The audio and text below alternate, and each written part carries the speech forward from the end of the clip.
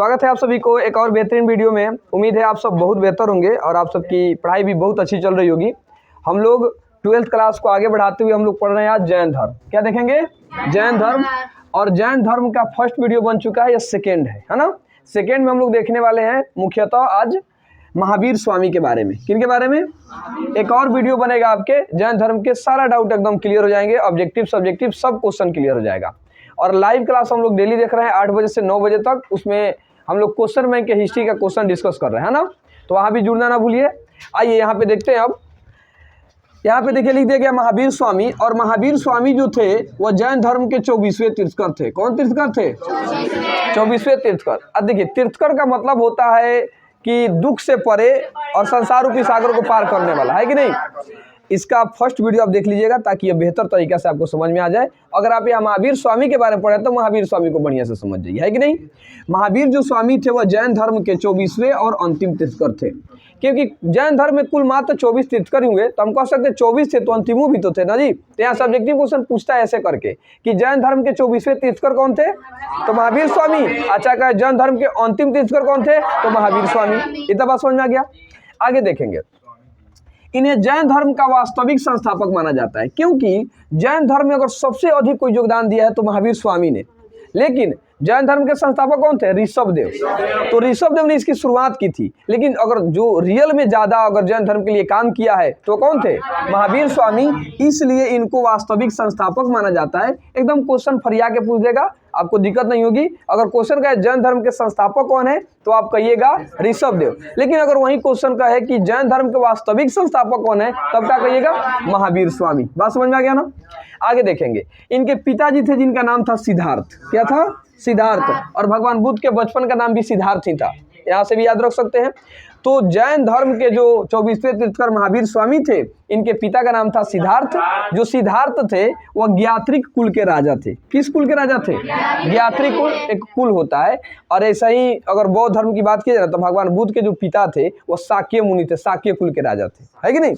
तो हम लोग आगे देखेंगे। जैन धर्म के बाद बौद्ध धर्म को पढ़ा जाएगा, वो भी बहुत इंपॉर्टेंट टॉपिक है कि नहीं। सबसे ज्यादा क्वेश्चन यहाँ से पूछा जाता है जी, आपके बोर्ड एग्जाम में हो चाहे कंपटीशन एग्जाम में हो, यहाँ क्वेश्चन रहेगा तो रहेगा। इतना यह अच्छे टॉपिक है। तो ज्ञात्री कुल के राजा थे इनके पिताजी, है कि नहीं। अब यह सन्यासी है तो इनको राजा बनने की क्या जरूरत थी, वो अलग चीज है ना। यहाँ देखेंगे माता का नाम था त्रिशला। ये सब क्वेश्चन पूछा जाता है कि महावीर स्वामी की माता कौन थी, है ना, किसकी बहन थी। तो लिच्छवी नरेश चेटक की बहन थी, है ना। ये लोग राजा थे इसलिए इनके बारे में चर्चा हुई है ना। तब माता थी त्रिशला, जो लिच्छवी नरेश चेटक की क्या थी? बहन थी। इनके बड़े भाई का नाम था नंदी वर्मन। अब नंदी वर्मन की चर्चा हुई है, काहे हुई है? क्योंकि इनका भी बड़ा योगदान रहा है। और जब पिता की मृत्यु हो गई तो घर में अकाल पड़ गया था। तो घर में अकाल पड़ने के भाई जिम्मेवारी संभालता है बड़ा बेटा ही। तो बड़े भाई थे नंदी वर्मन, इन्होंने घर को संभाला। और जब यह महावीर स्वामी को घर पे मन नहीं लग रहा था, बोला कि हम सन्यास बनना चाहते हैं, सन्यास लेना चाहते हैं। तो इनसे राय लेकर के, है ना, आज्ञा लेकर के इन्होंने घर से निकला था सन्यास बनने के लिए, नंदी वर्मन। तो इनका भी बड़ा योगदान रहा है। क्वेश्चन पूछ भी देता है कि महावीर स्वामी के बड़े भाई कौन थे? तो नंदी वर्मन। कौन थे? नंदी वर्मन। आगे देखेंगे। महावीर स्वामी जो थे इनका जन्म 540 ईसा पूर्व वैशाली के कुंडल ग्राम में हुआ था। वैशाली जो है वहाँ एक गाँव है जिसका नाम था कुंडल ग्राम, यहाँ पे उनका जन्म हुआ था। सब पूछा हुआ क्वेश्चन है और बार बार पूछा जाता है, इसको एकदम ध्यान से समझते चलिए और दिमाग में रखिए नाम। कुंडल ग्राम कहाँ है? वैशाली में। और यहीं पे महावीर स्वामी का जन्म हुआ था। अगला देखेंगे। पत्नी का नाम था यशोदा। पत्नी कौन थी? बेटी का नाम था प्रियदर्शनी। और इनका दामाद थे जमाली। अब कहिएगा पति इन लोग के चर्चा के लिए क्या जरूरी बा? जो जरूरी होता है उसी चीज की चर्चा की जाती है। अब हर कोई के खानदान के बारे में जानना जरूरी थोड़े है।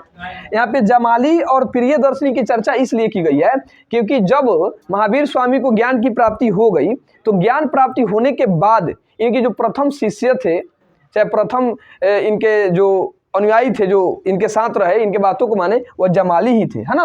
और इनकी बेटी बन के इनका प्रथम जो शिष्य बने यही बने थे, तो इसलिए इनकी चर्चा इसमें की गई है। तो पूछ देता है महावीर स्वामी की बेटी कौन थी? जिनका नाम था प्रियदर्शिनी। और दामाद कौन थे? जमाली। अब पूछा हुआ क्वेश्चन है कई बार कि महावीर स्वामी के दामाद कौन है? तो जमाली।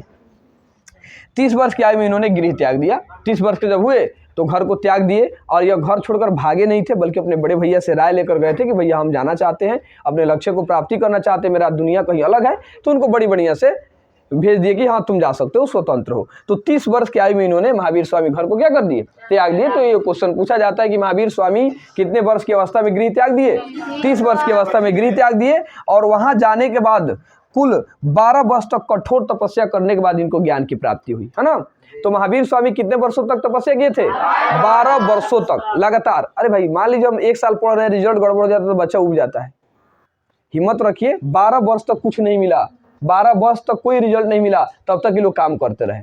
तो एक हिम्मत मिलती है इतिहास पढ़कर, या सीखना चाहिए कि भाई वो 12 वर्ष तक लगातार तपस्या किया, तो 12 वर्ष करने के बाद न मिला जी, कितना पेशेंस रहा होगा उसके अंदर।